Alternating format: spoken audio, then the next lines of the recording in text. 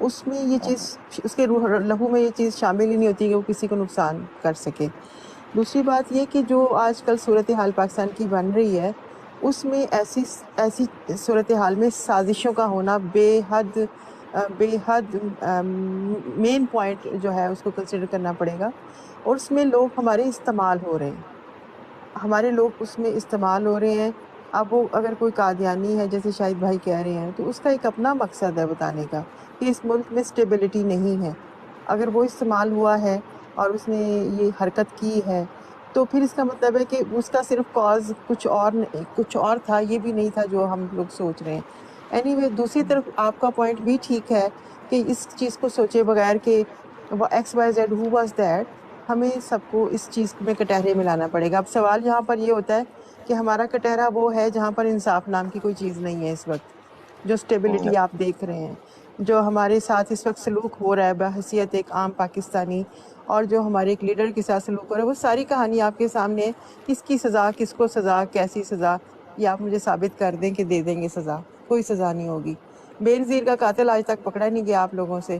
تو یہ جو سانحات ہو رہے ہیں، اور جو سیالکوٹ میں معصوم سری لنکن مارا گیا، اس کی پوری ہسٹری میں نے پڑھی اور دیکھا، کس ظالمانہ طریقے سے اس کو مارا گیا، وہ آپ سب جانتے ہیں، اس کو دہرانے کی ضرورت نہیں ہے۔ آج تک بتائیں کہ وہ جو 100 400 500 لوگ پکڑے تھے، دڑا دڑ پکڑتے ہیں، اس کے بعد ہم بڑے جذباتی قسم کے لوگ ہیں، ہم اپنی کسی کہانیاں بھول جاتے ہیں اور نئے چسکے والی کسی سٹوری کی طرف چل پڑتے ہیں۔ تو جو لوگ اپنی تاریخ نہ تو بنانا جانتے ہیں، اور جو لوگ جو اپنی تاریخ کو نہ یاد رکھنا جانتے ہیں، ان کے ساتھ یہ سانحات ہوتے رہیں گے انفارچونیٹلی۔ کیونکہ میں تھوڑی سی اور طریقے سے چلانے والی خاتون ہوں۔ دیکھیں، جس گھر میں تربیت ہوگی نا اللہ رسول کے نام کی، وہاں پر آپ کسی کے دماغ میں شر آسانی سے نہیں ڈال پائیں گے۔ جب مجھے پتہ ہی نہیں ہے میں ہوں کون، میں اس دنیا میں آئی کیوں ہوں، مجھے کرنا کیا ہے، میری پہچان کیا ہے، میری زندگی کا مقصد کیا ہے، تو میں پھر ایسی حرکتیں کرتی پائی جاؤں گی معاشرے میں، کیونکہ مجھے لائن آف ایکشن نہیں ہے زندگی کا۔ میرے اللہ نے کہا ہے کہ مجھے پہچانو، اس دنیا میں ایک کام کرو کہ مجھے پہچانو، اور باقی خرافات دنیا سے اپنے آپ کو، جب میرے اندر وہ پینیٹریٹ ہی نہیں کی یہ چیز، معاشرے نے مجھے قرآن پڑھا دیا کہ ایک لفظ پڑھو گی تو 10 نیکیاں ملیں گی، 3 لفظ پڑھو گی تو 30 نیکیاں ملیں گی، نماز نہیں پڑھو گی تو اللہ پکڑے گا، اور شریعت ہمارے گلے تک ہے، طریقت یا روحانیت یا معرفت یا اللہ کی پہچان، ایسے کوئی اسباق نہ تو ہم نے پڑھے، نہ ہم اپنے بچوں کو آگے ٹرانسفر کر رہے ہیں، نہ ہماری کوئی اسلامی تاریخ ہے، تو پھر ایسے سانحات جنم لیتے رہیں گے۔ میں معافی چاہتی ہوں، میں دل آزاری نہیں کرنا چاہتی، یہ وہ بٹر ریالٹیز ہیں۔ جو آپ بات کر رہی ہیں حقیقت۔ جی، یہ بٹر ریالٹیز ہیں جن کو بھی ہمیں فوکس کرنا ہے کہ آخر شر کی وجہ کیا ہے۔ اس میں ہم بہت بڑے قصوروار ہیں۔ ہم اس وقت دیکھیں، میں تھوڑا سا، میرا امیگریشن سے تھوڑا سا تعلق ہے، اس وقت پورا پاکستان وزٹ ویزے اپلائی کر رہا ہے، پورا پاکستان۔ مجھے ایسے ایسے فون آتے ہیں، میں حیران ہوتی ہوں، لوگ کہتے ہیں کہ کسی طریقے سے بتا دیں کہ وہ کسی کے پاس پیسہ نہیں ہے، کسی کے پاس، آپ مینٹالٹی سوچ کو دیکھیں نا کہ ہم معاملات کو فیس کرنے والے لوگ نہیں ہیں، ہم بھاگنے والوں میں سے ہیں، ہم بھاگنے والوں میں سے ہیں۔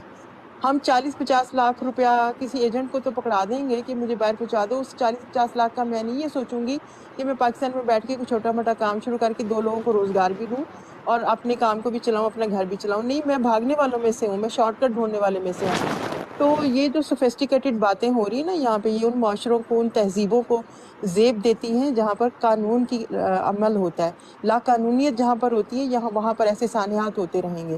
آپ ایسے لوگوں کو 60 لوگوں کو 100 لوگوں کو پکڑ کے جیل میں ڈال دیں گے، جب آپ ان سے کہیں گے دوسرا کلمہ سناؤ تو ان کو پہلا کلمہ بھی صحیح طرح سے نہیں آ رہا ہوگا۔ تو جب یہاں تربیت کے ایسے فقدان ہوں جو میری بیس ہی نہیں مجھے بنائی گئی، تو پھر مجھے پکڑ کے جیسے مرضی استعمال کر لو اور کروا لو۔